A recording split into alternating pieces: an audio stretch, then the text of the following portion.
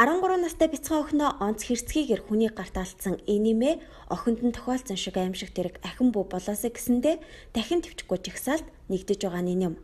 Зочид буудлын өрөөнд онц хэрцгийгээр амиа алдсан 13 настай охины хэрэг 7 сар өнгөрсөн ч өнөөдрийг хүртэл шийдэгдээгүй.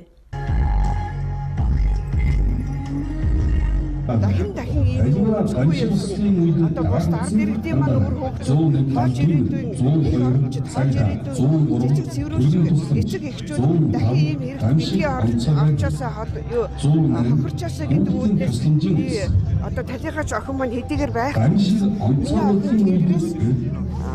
энэ хэргийг одоо дасан зогсоож өгөөч гэж одоо хүсэж байгаа байх гэж бодож байна. Харин энэ залуу гэр бүл орон сууцныхан гадаа тоглож байсан 2 хүүхдээ машин дайруулна гэж төсөөлөггүй байснаа хэлж байна. Ачааны машин дайруулсан 2 хүүхдийн нэг нь газар дээрээ амнасаа алдсан бол нөгөө нь хүн дээр гэмтжээ. Тэдний хэргийг ч хуулийнхан хэрэгсэхгүй болгосон. Одоо байрны хашаа ерөөсөө хашаан дотор цаанаас том машин ирээл, ачаатай том машин ирээл, 3 машины тэрчгээр нь хашаатай нэвт дайрж орж ирээл 2 хүүхдээ харьчаад тэгээд нэг нь өнгөрч нэг нь гэмтчихэд огчоо одоо тим хэргийг одоо 10 сарны 1-ний хэргийг саяхан ингэж хаагаа ичиж байгаа байхгүй юу? Монголын нийгэмд яг ийм жишээ маш олон байгаа. Уг нь хүүхэд эрүүл аюулгүй орчинд сурч боловсрч амьдрах эрхтэй. Гэтэл тэд өнөөдөр тоглоомын талбай, арт зам, сургууль цэцэрлэгийн орчин тэрч бүхэл гэртээ амнасаа алдсаар байна. Тэгвэл хүчирхийлэлд өртөж бие эрхтэн эрүүл мэнд амнасаараа хохирсоор байгаа эдгээр хүүхдүүдийн төлөө Монголын ард түмэн жигсэж байна.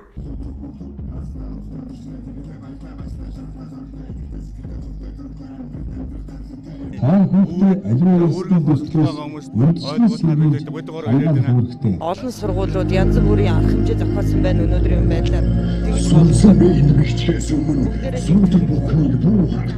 Бүгд нэгдээс одоо энэ цаацын хууль мөрөнд баймир талбай дээр одоо чулуугаар нүдэж алсан чи яа би үнээр гомдолтой өөр үрээд байна нэрэ.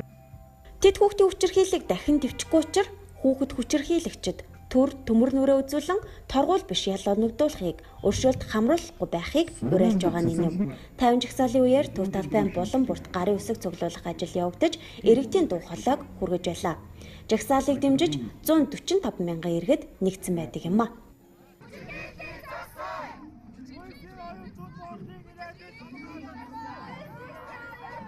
Хүүхдээ хүчирхийлэл тухай хууль илүү боловсролгүй болгох хоёрт эцэг эхчүүд маань өөрсдөө хараа хяналтаа сайжруулах гэсэн хоёр зорилгоо хүрээд маш тайван жагсаал явагдсан байгаа.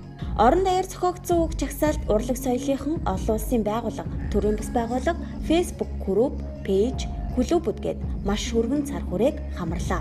Гагцхүү дахин дэвчихгүй жагсаалын үр дүн гараасаа гэдгийг жагсаалд оролцогчид хэлж байна.